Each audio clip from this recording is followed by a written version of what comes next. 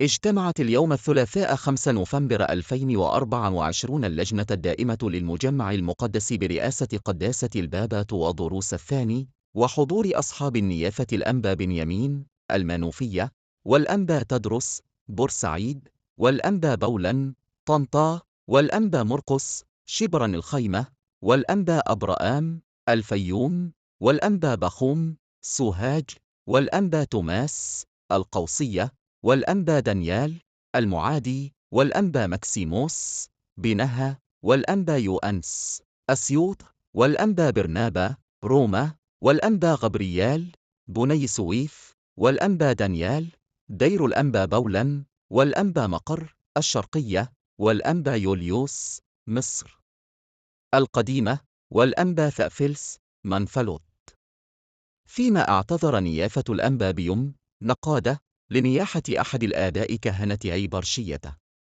كما حضر الاجتماع أصحاب النيافة الأنبا سيرابيون لوس أنلوس، والأنبا يوسف جنوبي أمريكا، والأنبا جبريل النمسا عبر شبكة الإنترنت عن طريق تطبيق زوم.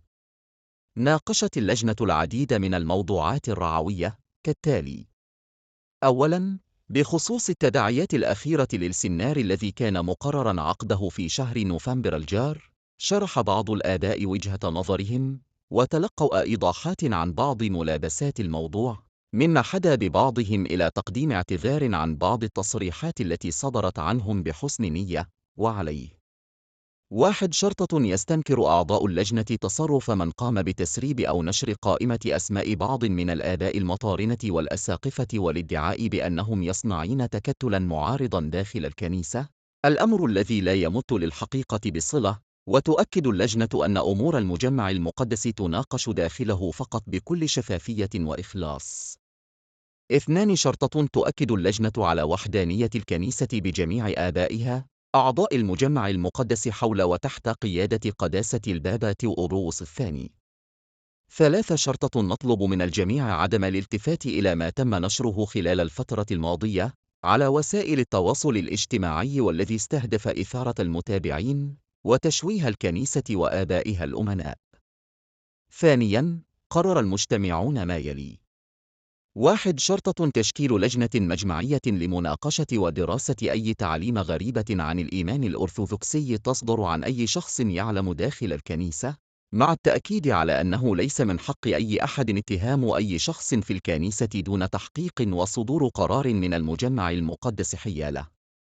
2. شرطة تشكيل لجنة مجمعية للتحقيق مع بعض أصحاب صفحات التواصل الاجتماعي التي دأبت على الهجوم على الكنيسة وآبائها باستمرار، واستخدام أساليب الإثارة والإشاعات والتضليل في تناول أمور الكنيسة، في محاولة للإيحاء أن آباء الكنيسة يفرطون في إيمانها.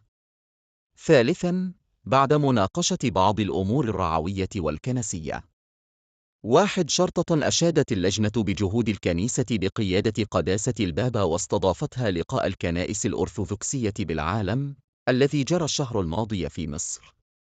2. شرطة تم الاتفاق على استمرار الصلاة لأجل وحدة كنيسة التوحيد الإثيوبية الأرثوذكسية ولأجل اختيار بطريرك جديد لكنيسة إريتريا.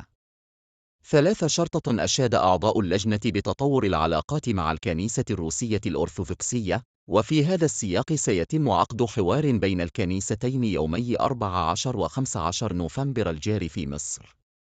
وفي ختام الاجتماع تم الاتفاق على إقامة القداس الاحتفالي بالعيد 12 لتجليس قداسة البابا يوم الاثنين 18 نوفمبر الحالي في مركز لوجوس البابوي بدير القديس الأنبا بشوي بوادي النطرون. وانتهى الاجتماع كما بدأ بالصلاة والتقط الصور التذكارية. وسلاما وبنيانا لكنيسة الله.